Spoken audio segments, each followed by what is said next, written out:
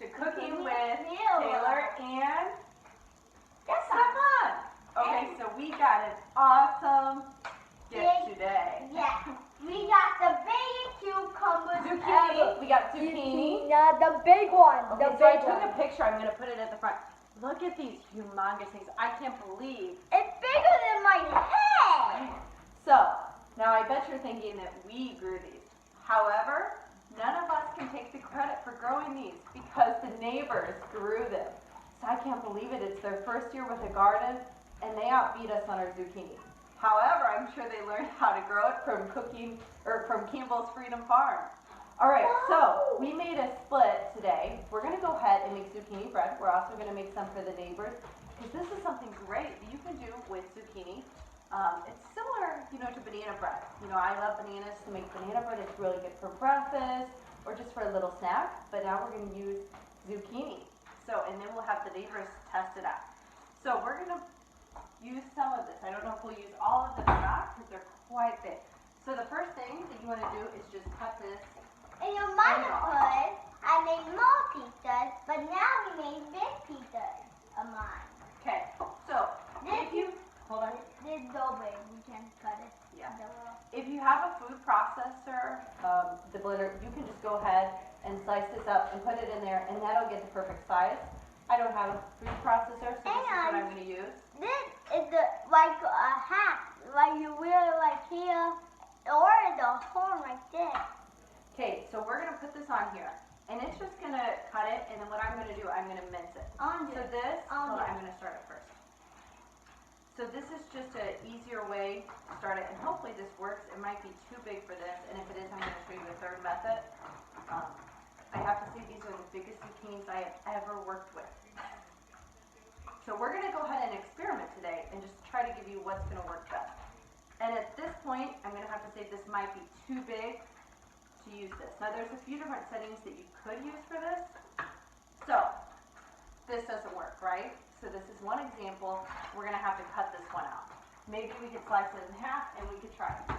So the third option that we have is we have the mandolin. So I'm going to go ahead and walk forward and just grab that right here. So this will also be great. But this is actually what I use for carrot cake because carrots have to be really small. And I don't want to sit there and slice it myself. So I'm going to do is I'm going to take this and then I'm going to mince this really small since these were just too big. And this way then I don't have to worry about making this too thin.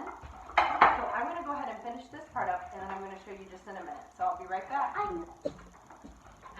That might take a second, but Alright, welcome back.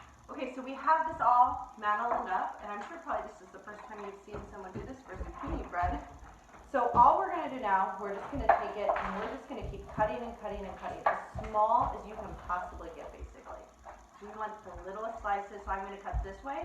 Then I'm going to turn it after I almost have these little fries. Maybe to make zucchini fries. And then just keep chopping. I mean, you want this as small as you can go. So I'm going to go. Look at your own. Hold on. So I'm going to go ahead and just continue with this process. And then I'm going to show you once I'm done with this bowl. And then I'm going to show you the next ideal that I have for those of you that don't have all the equipment for this. And also if you have extra size zucchini.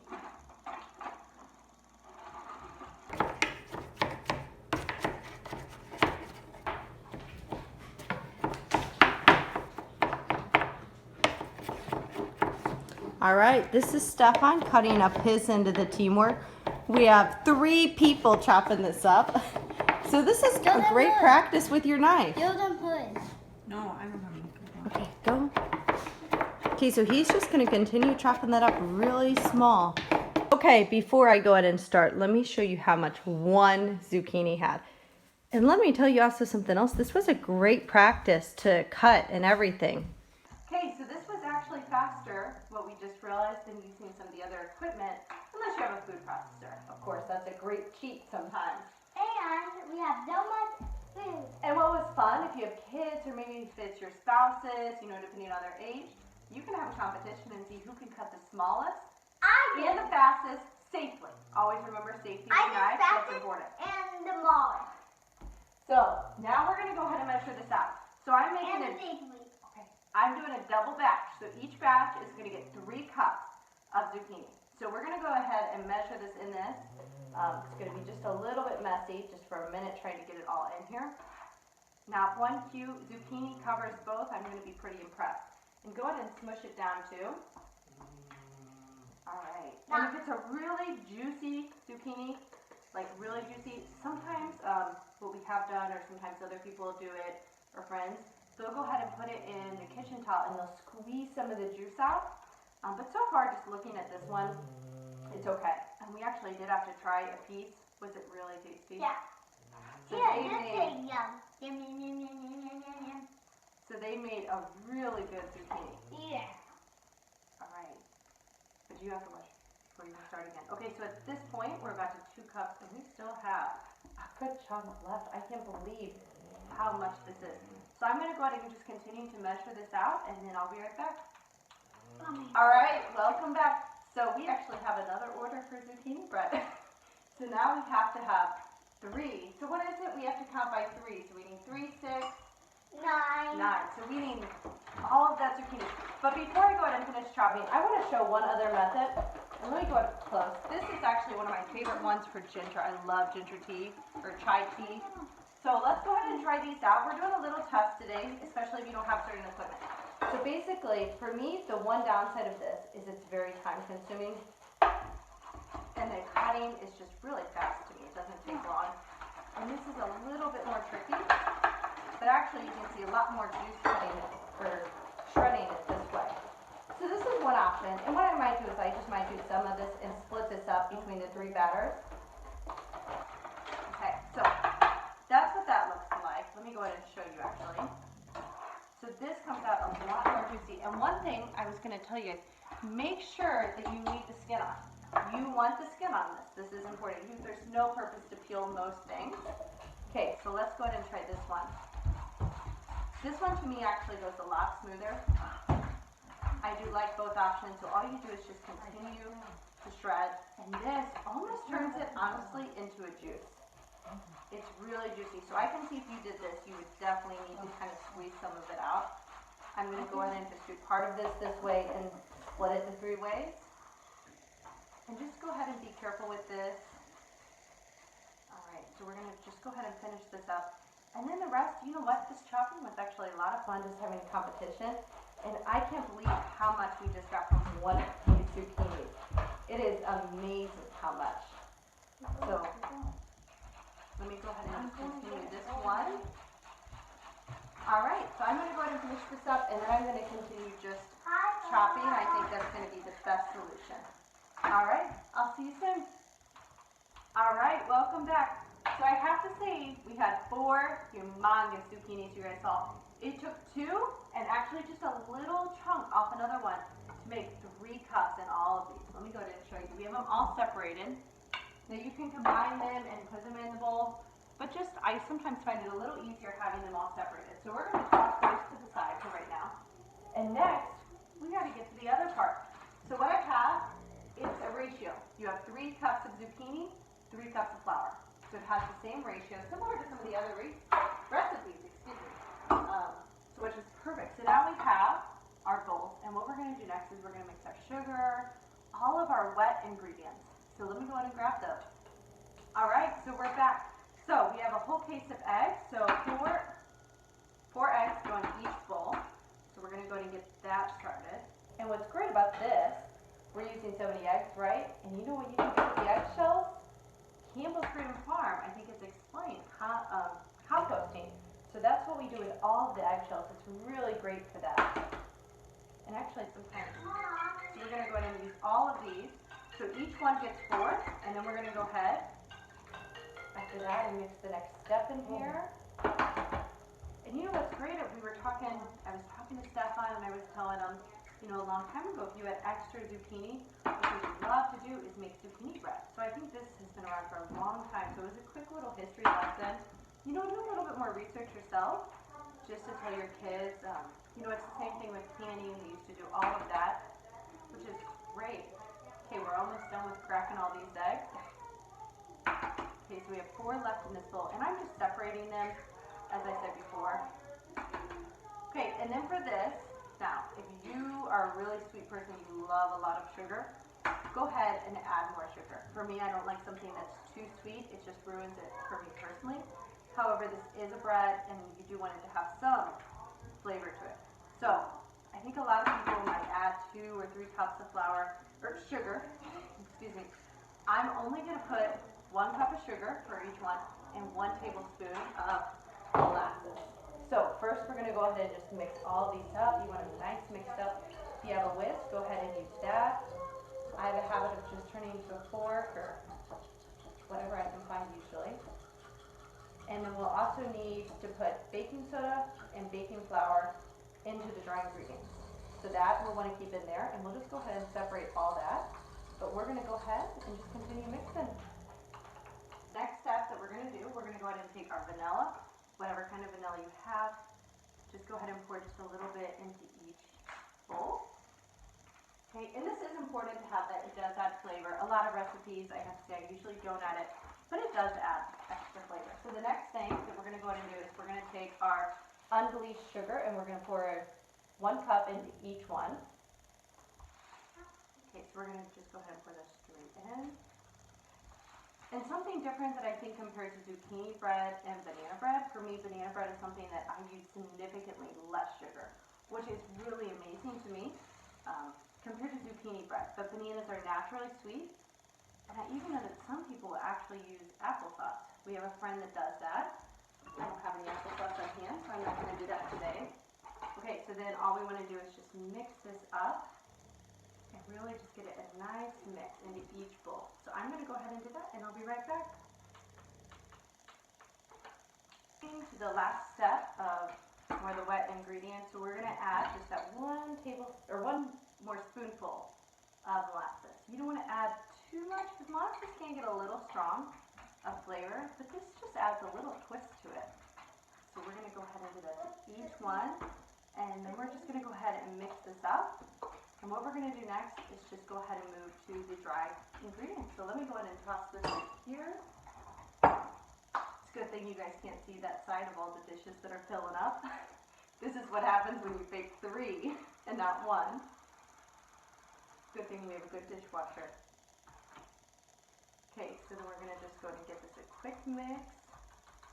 And then we're going to just toss this to the side. Let me mix that just a little bit more. That one got the bad end of the job. Okay, so we're going to put these all right here. The stove's not on if you're wondering. Okay, so then we're going to take all the bowls of the flour. So I have 3 cups of flour, just in case you guys missed that in the beginning. And now we're going to add first our baking soda and baking powder. These are very important. You cannot skip this step, even if you think you can. You cannot. So we're going to add that spoonful, and I'll have to grab 1 more baking soda just to finish up. Let me see. Perfect. Okay, and then we want to do the baking powder for the last step. So in each bowl, we're going to go ahead and add some. Alright, perfect. So now what we're going to do is we're going to add our cinnamon. So I have my bag of cinnamon right here, so I want to add the same amount. Cinnamon just really, I think, adds such a wonderful smell to me and everything. Whether it's oatmeal or baking, you know, even if it's summertime, it really just adds a beautiful smell. But I have to say in the wintertime, it's the best. It always feels like it warms the whole house up. Okay, so we're just going to go ahead and give that just a quick little stir. Nothing too serious, just to get it all mixed around. And then next, we're going to go ahead and mix all the ingredients in these bowls. I'll be right back. Alright, welcome back. So we're ready just to go ahead and finish up all the things. Before I move on, we actually do need to add a spoonful of salt into each one. The salt really does bring out the flavor. Okay. So, next, what we're going to do, the zucchini is going to be the last step that we put in there. So I'm going to go ahead and take each one, and we're going to add this in each one. And we're just going to go ahead and stir per. And you'll have to kind of scrape that molasses out of each one and really give it a good mix. And then we're going to add our oil into each one. And I did go ahead and put the 1/4 of oil into each of these. And then we're going to measure out 1 cup of oil per. So we're going to go ahead and just give this a good mix. And you really just just want to get this nice and mixed, because you want this to do really well. And then next we're going to add that 1 cup of oil, and this will be the first one that we do that to. So we're going to start with our oil. So I use a mix of different oils for baking. One of my favorite oils in general is actually olive oil, but I have to say here that can get a little expensive when it comes to baking. So that is the one time I will cheat and either else butter or any type of vegetable oil. So coconut oil is also another popular one. The only downside of coconut oil for me, one, if you're allergic to it or even slightly allergic, it could be a problem if you have it too much. But it does add a different flavor. So I think that's great for certain recipes, but for other recipes, if you don't want that flavor in there, don't add that, because it does have a distinctive smell, a distinctive flavor. Okay, so all we're going to do is just continue to mix all of these up, and then I'll go ahead and show you right before we put the zucchini in. Okay, so we're going to go ahead and get to the last step, at least for this bowl. We're going to go ahead and add those 3 cups of zucchini in here. And it really, just make sure you do this one last, because you're really going to have a hard time telling if the clumps are from the zucchini or if the clumps are from your flour. So that's actually one helpful hint of why you want to do this step last. Because at first you just want to combine it all, really mix it all together at once, but you really don't want to. So we'll go ahead and mix this all up. So while I'm mixing this, I was telling you guys about coconut oil. So one of the reasons we don't do an over amount of coconut oil is because my mom has a slight allergy. So she can eat a little bit. So I remember one day we were sitting at the table, this was about a month ago, and I was experimenting with coconut flour, coconut oil. I was really using it a lot. So it was the 3rd day that I decided to make coconut flour pancakes, and let me tell you, I cannot recommend these. They're horrible. I can't believe we actually managed to eat half of them. So anyway, she's just eating one, and all of a sudden she says, I feel really hot. And I think she had to go to Lowe's maybe a week before. So in her head, she's thinking she's sick. And it had occurred to me that I had overused coconut oil and sort of poisoned my mother. So that is something that, be a little careful with that part. So we've had a lot of funny experience with coconut. And I have to say, from coconut, my favorite for cooking is coconut milk. That is amazing. Or using another type of coconut milk for smoothies. Okay, so we have this all ready. Let me go ahead and go over this again. So you have the baking soda, baking powder, 3 cups of flour, same ratio with zucchini. You have your 4 eggs, cinnamon, sugar, oil, don't forget the oil, and a little bit of molasses. And then you just go ahead and mix this all together. So I'm going to go ahead and just bring this a little closer to show you what this looks like. So it looks nice and pretty. So you really can see the green in it. And just introduce this to your kids. They're going to get over the greenness, it's going to taste good, and it's going to be fun. And I think something that's really helpful is get your kids involved in cooking it, and then they're more likely to eat it because they get to see the process instead of just, hey, eat this.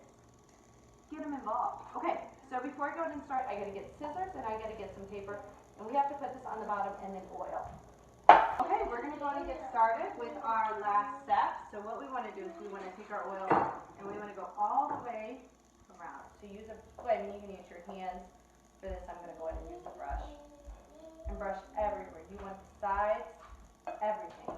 So sometimes it's just helpful just to hold the bowl and really go around, because you want this to come out really nice. I mean, if it doesn't, it's not the end of the world, but it does help.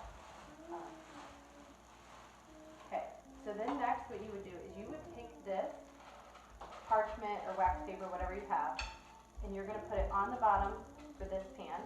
I also like to put a little bit more oil on this, just so it also comes off the bread nice and evenly. This is a step that even though you might want to skip, you don't want to skip it if you want it to come out. Now if you're just going to eat it out of the pan, then that's fine. Okay, so then what we're going to do, we're going to just go ahead and pour this right into this. And I already have the oven at 350, so we're already there. And then I'm going to go ahead and just cook these. Alright, so we'll go ahead and put this all in there. Can really just get all of this out. Okay, and then just watch as you bake it, and just see. Okay, so we're going to go ahead and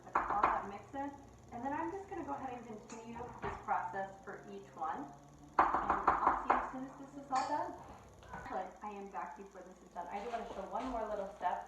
So if you don't have the proper bread containers, that's fine.